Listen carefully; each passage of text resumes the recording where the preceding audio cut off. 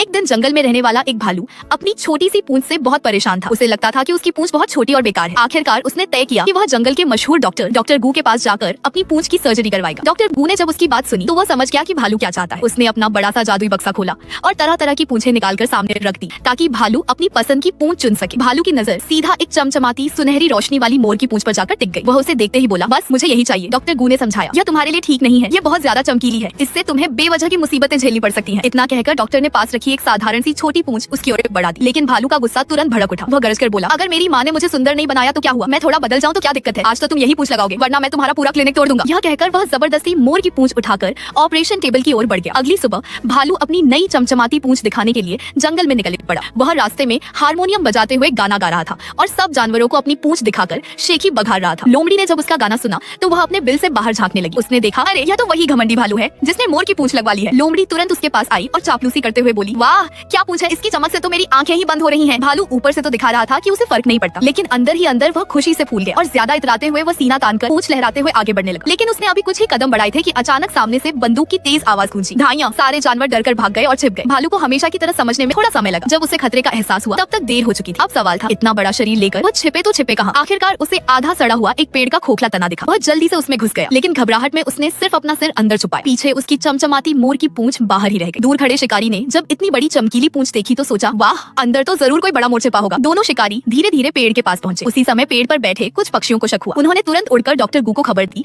कि भालू मुसीबत में है। जैसे ही डॉक्टर गू को पता चला कि भालू अपनी मोर वाली पूंछ की वजह से फंस गया है, वह तुरंत अपने पुराने कबाड़ से जोड़ी हुई साइकिल पर सवार हुआ और तेज रफ्तार से निकल पड़ा। रास्ते में पहाड़ आया तो किसी तरह पार किया, पानी आया तो जैसे तैसे निकल गया। वह अपने मरीज को बचाने में जरा भी देर नहीं करना चाहता था। उधर शिकारी पेड़ के तने को जोर जोर से हिलाने लगे। आखिरकार तना गिर पड़ा। अचानक भालू का सिर बाहर निकला तो शिकारी भी घबरा गए, लेकिन उन्होंने तुरंत बंदूक तानकर उसे चारों तरफ से घेर लिया। जब भालू धीरे धीरे बाहर निकला और उसने बंदूकें अपनी ओर तनी देखी तो वह मजबूरी में खड़ा रह गया। दूसरी ओर डॉक्टर गू तेजी से साइकिल चला रहा था कि अचानक ब्रेक फेल हो गया। वह पेड़ से टकरा गया, साइकिल टूट गई और वह कीचड़ में जा गिरा। लेकिन उसने हार नहीं मानी। उसने टूटी साइकिल का एक पहिया आगे लगाया, खरगोश और गिलहरी को पीछे मदद के लिए बुलाया, एक लकड़ी से सबको जोड़कर एक अजीब सी गाड़ी बना ली और फिर से शिकारी की ओर निकल पड़ा। करीब 15 मिनट बाद वह आखिरकार वहां पहुंच गया। उसने शिकारियों के सामने आकर कहा, देखो तुम्हें तो मोर की पूंछ मिल ही गई, ये भालू मेरे हवाले कर दो, नहीं तो इसका मूर्खपन कहीं तुम्हें भी न लग जाए। फिर उसने कहा, इसके बदले मैं तुम्हें एक पहाड़ जितने फल दूंगा। यह सुनकर जंगल के जानवर तुरंत जुट गए। गौरैया टोपी में चेरी भरने लगी, गिलहरियां मेवे लाने लगी, खरगोश मशरूम इकट्ठा करने लगी। सबने मिलकर मैदान में फलों का बड़ा ढेर लगा दिया। शिकारी ने सोचा, बिना मेहनत के इतना सब मिल रहा है,